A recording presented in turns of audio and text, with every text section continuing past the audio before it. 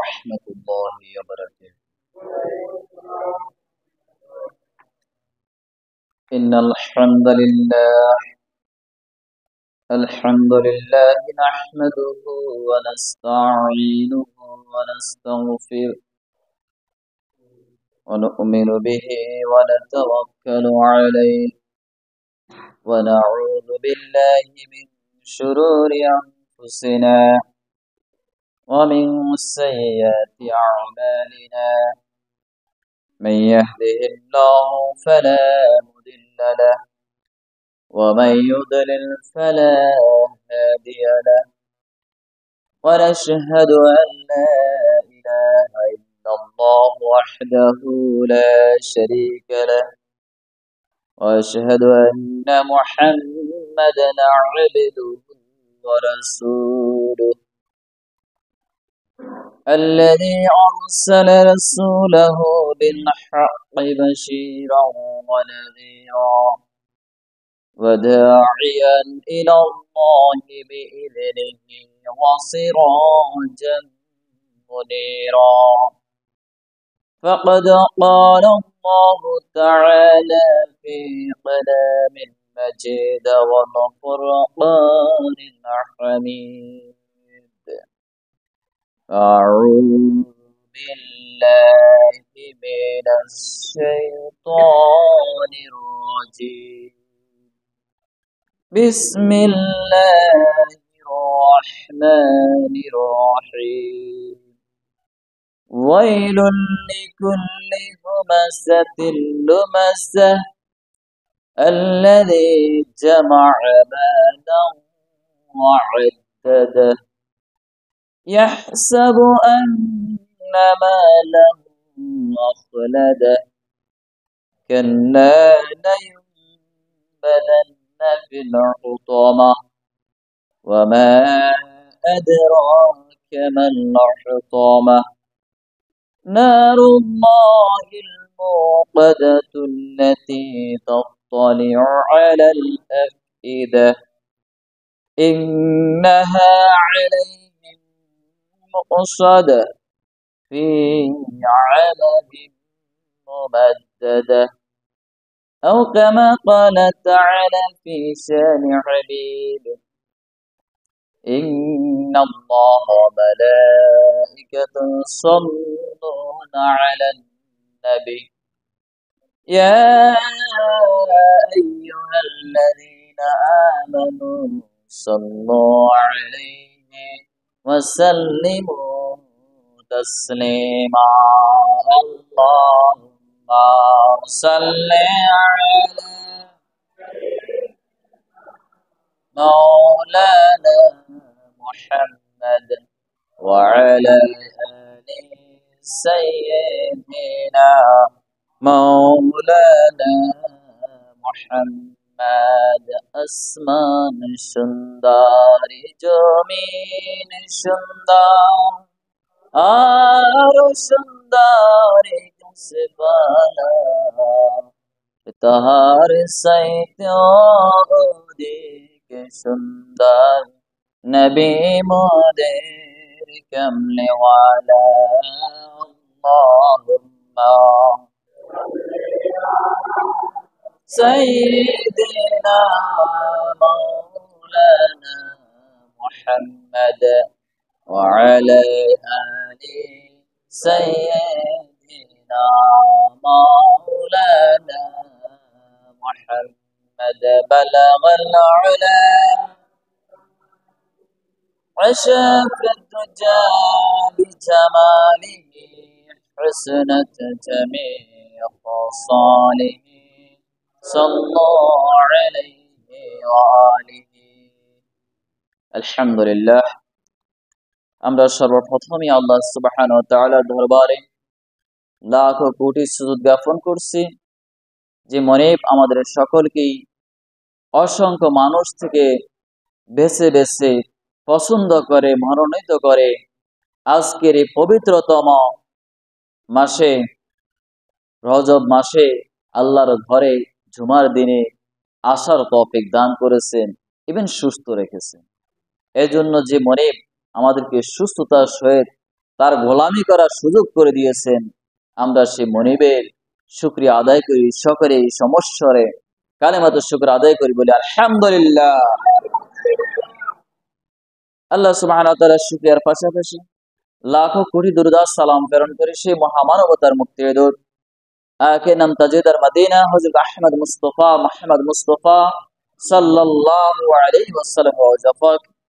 তার পাশাপাশি আমরা মাগফিরাত কামনা করি সাহাবায়ে আজমাইন, শুহাদায়ে ইকরাম, অত্র মহল্লাবাসীর আমাদের আপনজন যারা কবরবাসী হয়ে গেছে প্রত্যেকের রুহে মাগফিরাত কামনা করি।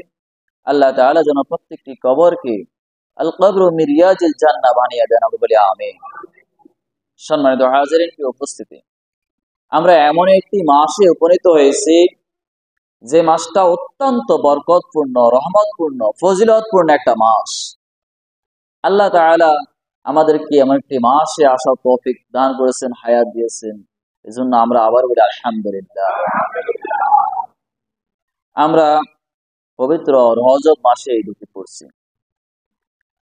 আমাদের সামনে মহামূল্যবান একটি মাস অবক্ষমান,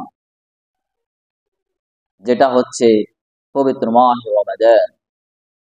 আল্লাহ রাসূল সাল্লাল্লাহু আলাইহি ওয়াসাল্লাম যখনই এই পবিত্রতম রজব মাসে আসতেন, যখনই রজবের চাঁদ দেখতেন, তখন রাসূল সাল্লাল্লাহু আলাইহি ওয়াসাল্লাম একটা দোয়া করতেন। রাসূল সাল্লাল্লাহু আলাইহি ওয়াসাল্লাম এইভাবে বলতেন, আল্লাহুম্মা বারিক লানা ফি রজব ওয়া শাবান ওয়া বাল্লিগনা রমাদান। সবাই আমার সাথে আরেকবার পড়ি, আল্লাহুম্মা বারিক লানা ফি রজব ওয়া শাবান ওয়া বাল্লিগনা রমাদান।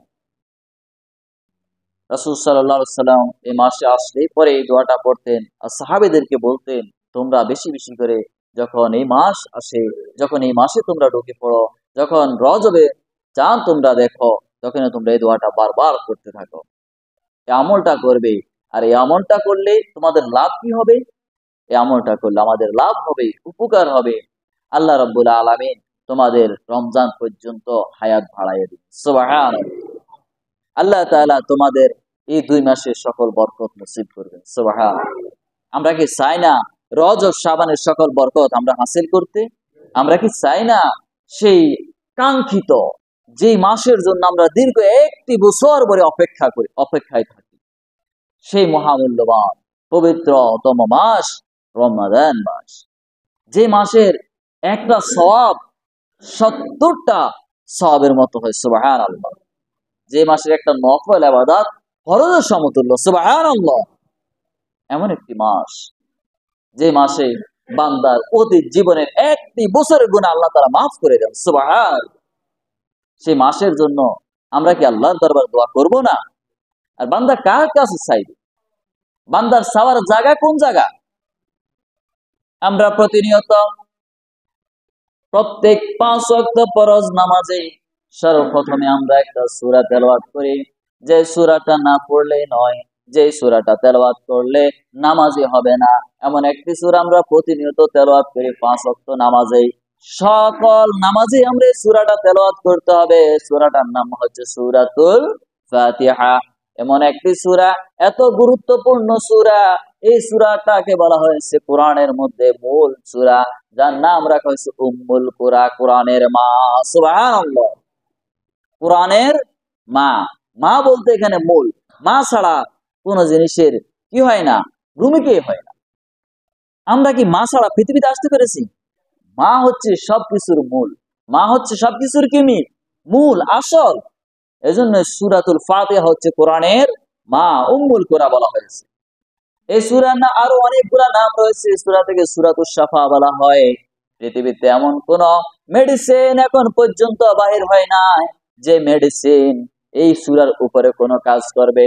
অসংখ্য রোগ পৃথিবীতে আছে, কিন্তু সকল রোগের ট্রিটমেন্ট নাই। পৃথিবীতে জমিনের মধ্যে সকল রোগের এখনো পর্যন্ত ট্রিটমেন্ট, মেডিসিন আবিষ্কার হয় নাই। আমরা যেমন দেখি, প্যারালাইজড হইলে মানুষ আর উঠতে পারে না, ক্যান্সার হইলে পরে মানুষ আর উঠতে পারে না, এরকম লিভার সিরোসিস বিভিন্ন রকম ব্যাধি রয়েছে, যা মানুষ একবার আক্রান্ত হলে তার এই আক্রান্তটাকে মৃত্যু পর্যন্ত পৌঁছায় দেয়, কথা বলে ঠিক কিনা? কিন্তু আল্লাহর হাবিব মুহাম্মদুর রাসূলুল্লাহ সাল্লাল্লাহু আলাইহি ওয়াসাল্লাম ফরমান, যে ব্যক্তি এই সূরাটার উপর আমল করবে, এই সূরার উপরে মহা ওষুধ পৃথিবীতে আর হতে পারে না। সুবহানাল্লাহ। এই সূরাটা হচ্ছে সকল রোগের মহা ওষুধ। সুবহানাল্লাহ। সকল রোগে, পৃথিবীতে যত রোগ আছে, যত রোগ আসবে, সকল রোগেরই মহা ওষুধ কি? সূরাতুল ফাতিহা। আর পবিত্র কোরআনুল কারীম আসমানের নিচে জমিনের উপরে সর্বশ্রেষ্ঠ যে গ্রন্থ, যে কিতাব, যে কিতাবের কোনো ভুল নাই, লা রাইবা ফি যালিকাল কিতাব, ইহা এমন কিতাব, যালিকাল কিতাব লা রাইবা ফি, যাতে কোনো সন্দেহের অবকাশ রাখে না। সুবহানাল্লাহ। এই কিতাবের সূচনা করেছেন, ভূমিকা করেছেন, শুরু করেছেন সূরাতুল ফাতিহা দিয়ে। সুবহানাল্লাহ। এই সূরার মধ্যে প্রতিনিয়ত আমরা পড়ি ইয়্যাকা না'বুদু ওয়া ইয়্যাকা নাস্তাঈন, আমরা একমাত্র, কেবলমাত্র, শুধুমাত্র তোমার ইবাদত করি এবং একমাত্র তোমার কাছে সাহায্য প্রার্থনা করি, বলি কি না? কিন্তু আসলে কি আমরা কেবলমাত্র, শুধুমাত্র, একমাত্র আল্লাহর কাছে সাহায্য চাই? কিন্তু আমরা আমাদের বাস্তব জীবনে আসলে, বাস্তব জীবনের দিকে যদি আমরা চোখ দিই, তখন দেখবো ভিন্ন। আমরা অনেকেই, আমরা মানুষের কাছে, আল্লাহ সৃষ্টির কাছে হাত বাড়াই কিনা?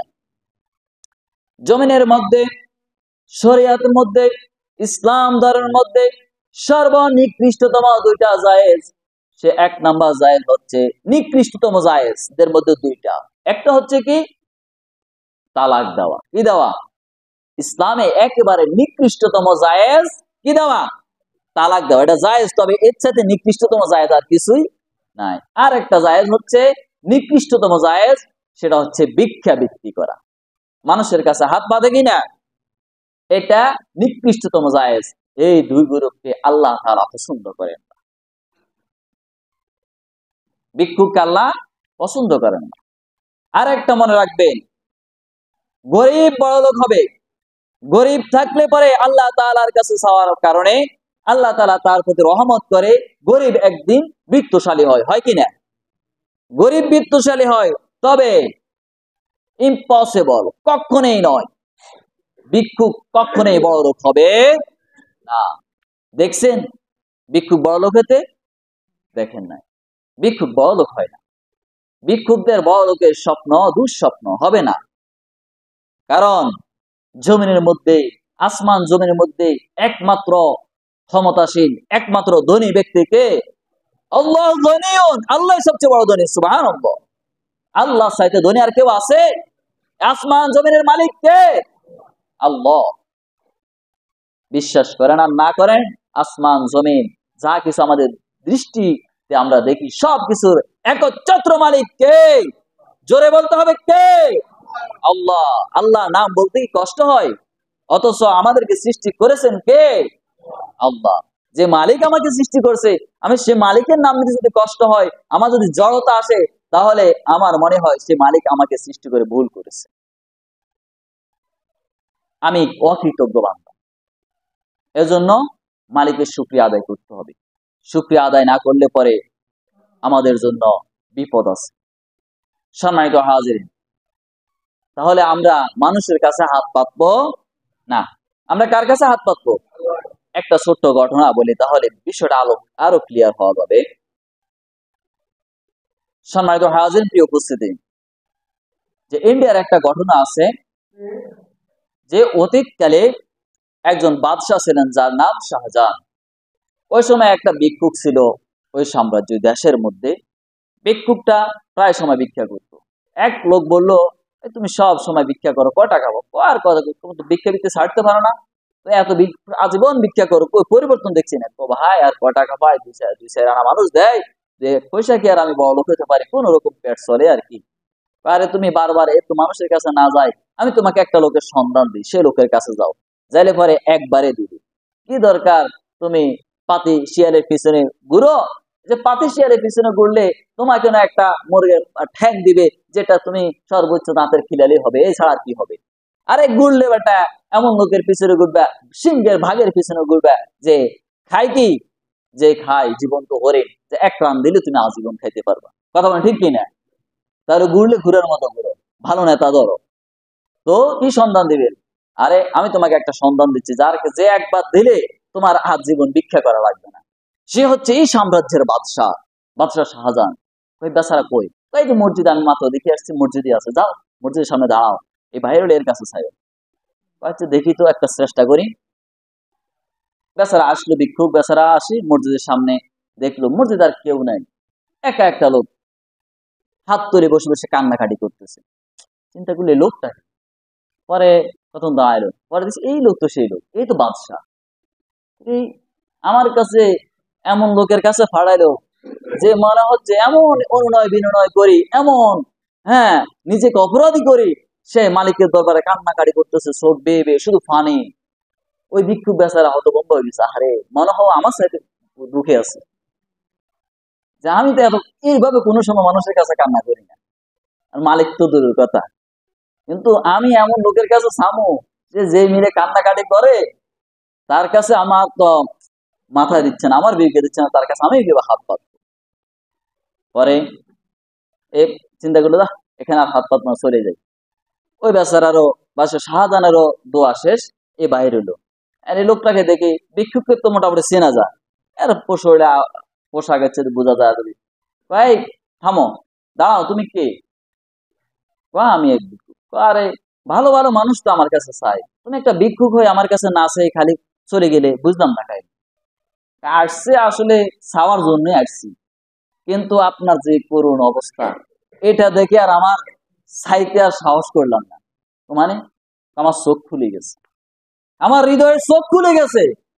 যে জগতের বাদশাহ আমরা পুরা জাতি, যার কাছে হাত পাতে, যে সকলের কি মিটাই দেওয়া, অভাব মিটিয়ে দেয়, অথচ সেও আবার একজনের কাছে হাত পাতে, তাহলে সেই তো মহান বাদশাহ, কথা বলেন ঠিক কিনা?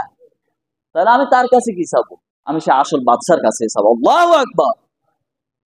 আমার চোখ খুলে গেছে, আমি আসল মালিকের কাছেই যাবো, যে মালিক আমাকেও বাদশা বানাইতে পারে কিনা? পারে। সকালে বাদশা, বিকালে ফকির, বাস্তব নমুনা আছে কিনা? আছে। তাহলে আমরা কার কাছে যাবো? প্রতিদিন নামাজেই বলি, হয়তো আমরা অনেক অর্থ জানি না, বিধে মনে করছি এটা তো ধারাবাহিক ভাবে পড়ে যাচ্ছি, ইয়্যাকা না'বুদু, একমাত্র তোমার ইবাদত করি, ওয়া ইয়্যাকা নাস্তাইন, আর একমাত্র তোমার কাছে সাহায্য চাই। যে লোক দৈনিক 5 বেলা এই সাক্ষ্য দেয় যে মালিক একমাত্র তোমার কাছে সাহায্য চাই, একমাত্র তোমার ইবাদত করি, ওই লোক আবার মানুষের কাছে কিভাবে মাথা নত করে, আমার তো বুঝে আসে না। অসম্ভব, ইম্পসিবল, কখনোই মানুষ মানুষের কাছে মাথা নত করতে পারে না। তাহলে আমরা কার কাছে যাবো? আল্লাহর কাছে। সম্পদের মালিক কে? আল্লাহ। আল্লাহ দিলে পরে আমরা ধনী, আবার আল্লাহকে নিলে আমরা গরিব। আল্লাহ বান্দাকে দিয়েও পরীক্ষা করে, নিয়েও পরীক্ষা করে, করে কিনা? এজন্য আমরা অনেকে আছি সম্পদ পাওয়ার পরে মালিককে ভুলে যায়, ভুলে যায় কিনা? ভুলে যায়। আমি একটা সূরা নেছি, বিশ্লেষণ করার সুযোগ নাই, উপস্থাপনা বেশি হয়ে গেছে। যাই হোক, বোঝার জন্য কথাগুলো বলেছে, আল্লাহ তাআলা বোঝার তৌফিক দান করুন বলে আমিন। তারপরেও আমি যে সূরাতুল হুমাযা তেলাওয়াত করেছি খুতবার সূচনাতে, আমি এর মূল কথাগুলো বলি, শেষ করব ইনশাআল্লাহ। আল্লাহ সুবহানাহু ওয়া তাআলা সূরাতুল হুমাযার মধ্যে ঘোষণা করেন, ওয়াইলুল লিকুল্লি হুমাযাতিল লুমাযা, যে ওয়াইলুন, ধ্বংস হোক ওই লোক যারা কি করে, হুমাযাতিল লুমাযা, যারা সামনে এবং পিছনে মানুষকে কি করে, ধিক্কার দেয়। আছে কিনা এরকম বান্দা? এরকম মুসল্লি আমাদের মসজিদে মনে হয় নাই। মানুষকে সামনে টিটকারি করে, পিছনে নিন্দা করে, আছে কিনা? তাদের ব্যাপারে আল্লাহ কি বলছেন? ওয়াইলুন, ধ্বংস হোক। কার কথা? আল্লাহর কথা। যে মালিক আমাকে বানাইছে, যে মালিকের কাছে আমার সব, ওই মালিক যদি আমাকে ধ্বংস করে দেয়, বাঁচার কোনো উপায় আছে? নাই। তাহলে মালিক যে কাজ করলে পরে মালিক আমাকে ধ্বংসের জন্য বলবে, মালিক আমাকে ধ্বংস করে দিবি, ওই কাজ কি মুসলমান করতে পারে? পারে না। ওয়াইলুল লিকুল্লি হুমাযাতিল লুমাযা, ধ্বংস হোক ওই সমস্ত লোকগুলা যারা মানুষকে সামনে টিটকারি করে, পিছনে নিন্দা করে, গীবত করে, মানুষের পিছনে দোষ সমালোচনা করে, করে কিনা? সামনে আসছেন টিটকারি মূলক কথা, ওরে মুসল্লি হয়েছে, ওরে হেতু দাঁড়িয়ে তো রাখছে, ওরে হেতু তো কি বড় জোরে গেছে লাগে, এরকম টিটকারি আছে কিনা? হয়তো একটু একটু পূর্বে এসে নামাজ রোজা একটু কম করছে, এখন তার বুঝ আসছে, সে নামাজ রোজা ধরছে, ঠিক মতো নামাজ আদায় করে জামাতে আসে, মানুষকে একটু নামাজের কথা বলে। কিন্তু মানুষকে যখন নামাজের কথা বলা শুরু করছে, তখন তার টিটকারি শুরু হয়েছে কিনা? হয়ে গেছে। মানে তোমাকে, মানে তুমি ভালো ছেলে, তবে তুমি ইসলামের দাওয়াত দিতে পারবে না। আল্লাহ রাসূল কাফের মুশরিকদের কাছে আলামিন উপাধি পাইছে। কি আলামিন? যে তুমি অত্যন্ত ভালো, তুমি কখনোই মিথ্যা বলো না। এক পাহাড়ের পাদদেশে রাসূল সাল্লাল্লাহু আলাইহি ওয়াসাল্লাম সবাইকে জড়ো করে বলছে, আমি যদি বলি এর পাহাড়ের অপর পৃষ্ঠে একদল শত্রু দাঁড়িয়ে আছে তোমাদেরকে হত্যা করার জন্য, তোমরা কি বিশ্বাস করো? সকলে একসাথে বলছে, হ্যাঁ ইয়া আলামিন মুহাম্মদ, আব্দুল্লাহর বেটা মুহাম্মদ, আমরা তো তোমার সকল কথা বিশ্বাস করি, কারণ তুমি কখনো মিথ্যা কথা বলো না।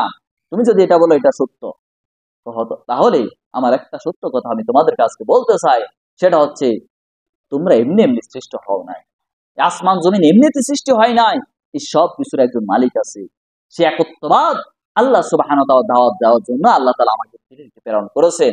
আমি তোমাদের নবী, আর তোমাদের একজন রব রয়েছে, তিনি হচ্ছে আল্লাহ সুবহানাহু ওয়া তাআলা, তার প্রতি বিশ্বাস স্থাপন করো।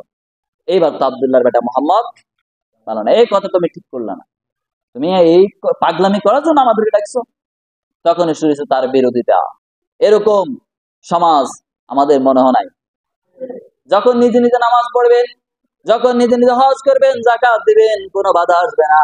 যখনই দাওয়াতি কাজ শুরু করবেন, যখনই মানুষকে সুদ থেকে বারণ করবেন, যখন মানুষকে জিনা থেকে বারণ করবেন, যখন মানুষকে অন্যায় থেকে বারণ করবেন, যখন মানুষকে হকের দাওয়াত দিবেন, যখন আপনি ইসলামী আন্দোলনের জন্য শরীক হয়ে যাবেন, যখন ইসলামী আন্দোলন শুরু করে দিবেন, তখন সমাজ আপনি আর ভালো থাকতে পারবেন না, তখন আপনার শত্রু দাঁড়িয়ে যাবে। কথা বলেন ঠিক কিনা? দুনিয়ার জমিনে মুসলমানদের সর্বপ্রথম কাজ হচ্ছে ইকামতুদ্দিন, আকিমুস সালাহ, যেমনি ভাবে নামাজ পড়া ফরজ, এমনি ভাবে দ্বীন প্রতিষ্ঠা করা দুনিয়ার মধ্যে, জমিনের মধ্যে মুসলমানদের উপর কি ফরজ, কোনো অংশে কম নাই। যদি জমিনে দ্বীন প্রতিষ্ঠিত হয়ে যায়, আর আপনি একজন একজন করে দাওয়াতি কাজ করে মানুষকে নামাজের দাওয়াত দেওয়া লাগবে, একসাথে যখন রাষ্ট্রীয়ভাবে ঘোষণা হয়ে যাবে আকিমুস সালাহ, নামাজের সময় হয়ে গেছে, সবাই মসজিদে ঢুকে যাও, ব্যবসা বাণিজ্য বন্ধ।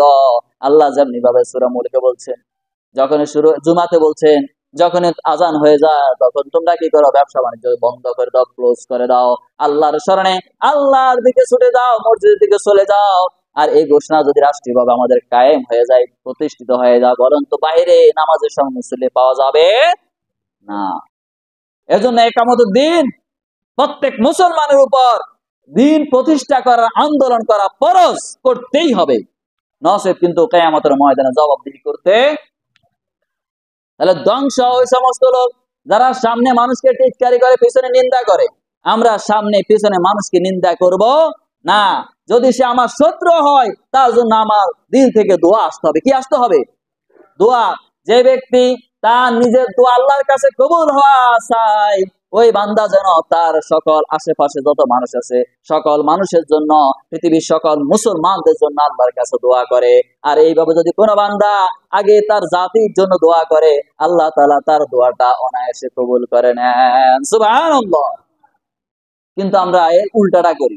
আমরা বলি কি, আল্লাহ শুধু আমাকে দাও, আমার ভাইকে দিও না, এরে এই কাজটা করে না, এর কোটিপতি বানায়ও না, এর ধ্বংস করে দাও, এর অ্যাক্সিডেন্ট করে দাও, এর পঙ্গু করে দাও, এর প্যারালাইজ করে দাও, এরকম করি কিনা আমরা? কিন্তু যে অভিশাপ গুলা আমরা আমার ভাইদের জন্য দিই, কারণ কুল্লু মুসলিমে খোয়া, প্রত্যেক মুসলমান কি ভাই ভাই। যে মুসলমান মুসলমান হয়ে তার ভাইকে অভিশাপ দেয়, ওই মুসলমানের সঠিক মুসলমানিত্ব টিকিয়ে রাখতে পারবে না। এই জন্য আল্লাহ রাসূল একটা হাদিস বলেছেন, লা ইয়ারহামুল্লাহ মান লা ইয়ারহামুন নাস। আল্লাহ তাআলা ওই ব্যক্তির উপর রহমত করেন না, দয়া করেন না, যে ব্যক্তি তার ভাইয়ের প্রতি, মুসলমানদের প্রতি দয়া করে না। তাহলে আমরা আমাদের শত্রু হোক আর বন্ধু হোক, যেই হোক না কেন, আমরা সকলকে হৃদয় থেকে কি করি? ভালোবাসি। আমরা একটা কাজ করব, যখন আমরা বিছানা যাব ঘুমাতে, আমরা হয়তো জানি না আজকের এই ঘুমটা হয়তো আমার চির নিদ্রাই হতে পারে, হতে পারে কিনা? আমরা যখন বিছানা যাই, হতে পারে সকাল আর আমার চোখ খুলবে না, এরকম হয় কিনা? যদি আমার পরের দিন চোখ খুলে পরের দিন যদি আমি জাগৃত হই, পরের দিন যদি আমি সূর্যের আলো দেখি, তাহলে পরের দিন হবে আমার জন্য সকাল। আর যদি আমার এই চোখ না খোলে, যদি আঁখি আমার না খোলে, তখন পরের দিন আর সকাল হবে না, আমার জন্য হবে পরকাল। হবে কিনা? এজন্য আমরা সবসময় একটা আমল করব, যে আমার যারা আমাকে কষ্ট দিয়েছে আমি সবাইকে মাফ করে দিলাম। পারবো কিনা? আমি আমার সকল শত্রুকে মাফ করে দিলাম। আমি যতজন কাছে পাওনাদার আছি আমি সবাইকে মাফ করে দিলাম। আমলটা করা যাবে? কিয়ামতের ময়দানে কঠিন মুহূর্তে যখন সন্তান তার মায়ের কাছে আসবে না, সন্তান তার মা বাবাকে পরিচয় দিবে না, মা বাবা তার সন্তানকে পরিচয় দিবে না, স্বামী তার স্ত্রীকে পরিচয় দিবে না, স্ত্রী স্বামীকে পরিচয় দিবে না, যেদিন একমাত্র মানুষকে এসে মানুষের জন্য শুধুমাত্র তার আমলটাই হবে উপকারী, নেক আমল ছাড়া কোনো উপকারী কিছু আসবে না। ওই দিন আল্লাহ তাআলা এইভাবে যদি আমরা দুনিয়ার জমিনে আমল করতে পারি, আমরা যদি আমাদের ভাইগুলাকে মাফ করতে পারি, কিয়ামতের ময়দানে আল্লাহ তাআলা আমাদের জীবনের গুনাহগুলো মাফ করে দিবেন। সুবহানাল্লাহ। আমাকে আল্লাহ তাআলা বিনা হিসাবে হয়তো জান্নাত দান করে দিবে। এজন্য মানুষকে সামনে এবং পিছনে কি করা যাবে না? নিন্দা করা যাবে না, সামনে টিটকারিমূলক কথা বলা, তার মান সম্মান নিয়ে কথা বলা যাবে না, অপমান করা যাবে না। এগুলা মুসলমানদের আদর্শ হতে পারে না। 2 নম্বর কথা, আল্লাহ সুবহানাহু ওয়া তাআলা এরপরে বলেন, ওয়াইলুল লিকুল্লি হুমাযাতিল লুমাযা আল্লাযী জামা'a মালান ওয়া আদ্দাদা। এরপরে যারা কি করে? যারা অর্থ জমায় আর বারবার কি করে? গণনা করে। এরকম আছে কিনা? শুধু সুদে টাকা ভাড়ায় আর ভাড়ায়, শুধু প্রতি মাস শেষ বান্ডিল করে, বান্ডিল তো বাড়তেছে। শুধু অর্থ জমায়, দালান কোঠা করে, অট্টালিকা করে, প্রতিযোগিতা করে, বাড়ি গাড়ি করে। আছে কিনা এরকম বান্দা? কিন্তু ওই অর্থে গুলার ইনকাম তো বৈধ কিনা সেটা দেখে না। আর অর্থের তো যাকাত দূরের কথা, যে ইনকাম হালাল পথে ইনকাম করে না, সে আবার কিসে যাকাত দিবে? যাকাত তো তখনই আসবে যে হালাল পথে ইনকাম করবে। এজন্য আল্লাহর দেওয়া রিজিক থেকে আল্লাহর রাস্তায় ব্যয় করতে হবে। কার দেওয়া রিজিক থেকে? আল্লাহর দেওয়া রিজিক। আল্লাহর দেওয়া রিজিককে আমি সুদে যেটা ইনকাম করছি, এটা কি আল্লাহর দেওয়া রিজিক? এটা অবৈধ রিজিক, এটা শয়তানের দেওয়া রিজিক। এটা কার দেওয়া? এটা শয়তানের দেওয়া। এটা শয়তান আপনাকে ফাজলামি করে একটা কৌশল আপনাকে অর্থের মালিক বানিয়ে দিছে, বিত্তশালী বানিয়ে দিছে, বিত্তবান বানিয়ে দিছে। কিন্তু এই অর্থ কাল কিয়ামতের ময়দানে আপনার জন্য কাল সাপ হয়ে দাঁড়াবে। এই অর্থ, অবৈধ সম্পদ গুলা আপনার পুরা শরীরে পেঁচিয়ে সাপ হয়ে আপনার সবলে মধ্যে আঘাত করবে, বলবে আমি তোমার সঞ্চিত অর্থ, আমি তোমার জমানো রাখার টাকা। নাউজুবিল্লাহ। আমি কি চাই যে জীবন কোনো দাম নাই, অল্প সময়ের জিন্দেগি, এইভাবে আমরা কিছু ফাইজলামি গাদ্দারি করে কবর থেকে শুরু করে জাহান্নাম পর্যন্ত শাস্তির আওতায় যেতে আমরা কি চাই? যদি আমরা কবর থেকে শুরু করে জাহান্নাম পর্যন্ত না যেতে চাই, আমরা যদি আমাদের কবরটাকে জান্নাতের বাগান বানাতে চাই, তাহলে আমাদের জীবনের একেবারে শুরু থেকে শেষ পর্যন্ত, আমাদের কবর দোলনা থেকে কবর পর্যন্ত সকলগুলা আমল কার সন্তুষ্টির করতে হবে? আল্লাহর সন্তুষ্টির জন্য। আল্লাহ তাআলা এই জন্য বলছেন, আল্লাযী খালাকাল মাউতা ওয়াল হায়াতা লিয়াবলুয়াকুম আইয়ুকুম আহসানু আমালা। যে আমি জীবন মৃত্যু দান করেছি, আমি মৃত্যু দান দিয়েছি, হায়াত দিয়েছি, এই জন্য দিয়েছি যাতে আমি পরীক্ষা করতে পারি তোমাদের মধ্যে কাজে কে শ্রেষ্ঠ, কে উত্তম সুন্দর কাজ করে। এখানে শব্দটা আহসান বলছে, আহসানু আমালা, সুন্দর কাজ করে। যে ব্যক্তি সুন্দর কাজ করে, কাজের মধ্যে সৌন্দর্য হতে হবে, আল্লাহকে সন্তুষ্টের জন্য হতে হবে। কাজ তো অনেক রকম হয়, এজন্য আমরা কাকে সন্তুষ্টের জন্য কাজ করব? আল্লাহকে। অর্থ জমানো, অবৈধভাবে অর্থ জমানো যাবে না। আর যে সম্পদ আল্লাহ দিয়েছে তার থেকে কাজ দিতে হবে, আল্লাহর রাস্তায় দান করতে হবে।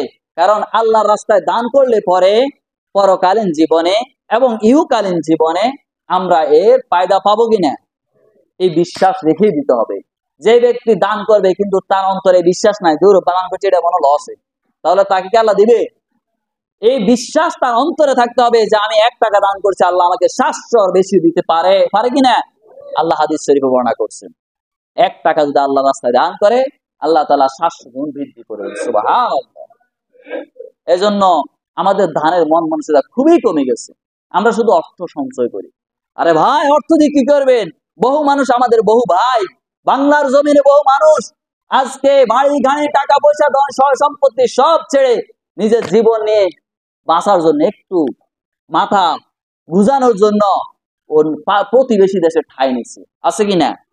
তারপরও শান্তিতে নাই। তাহলে আপনি কি করবেন? অর্থ তো চোখের সামনে এত গোডলা ঘটনা দেখার পরেও কেন অর্থের লোভ, দুনিয়ার লোভ আমাকে বিমোহিত করে রেখেছে? কেন আল্লাহর মায়া আমার হৃদয়ে আসে না? কেন আল্লাহর ভালোবাসা, রাসূলের প্রেম আমার হৃদয় জাগৃত হয় না? এজন্য আমার সময় শেষ, উদাত্ত আহ্বান করব, আসুন আমরা অনেক গুনাহ করেছি, অনেক জুলুম করেছি নিজের নফসের প্রতি, নিজের ভাইয়ের প্রতি, নিজের বোনের প্রতি হক মেরেছি, অনেক হারাম কাজ করেছি। আর নয়, থামুন, খামোশ। সামনে যে হাঁটতেছ, এই পা তো আগামী পদক্ষেপ তোমার জাহান্নামে পড়তেছে। এর জন্য আর সামনে বাড়ানোর সুযোগ নাই।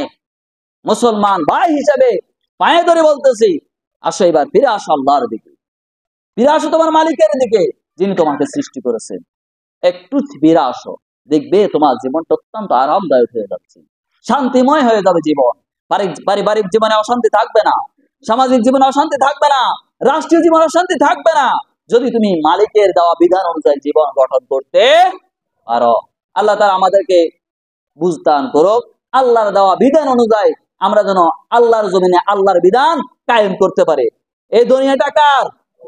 আল্লাহর। এই দুনিয়ায় আইন চলবে কার? আল্লাহ তাআলার আইন।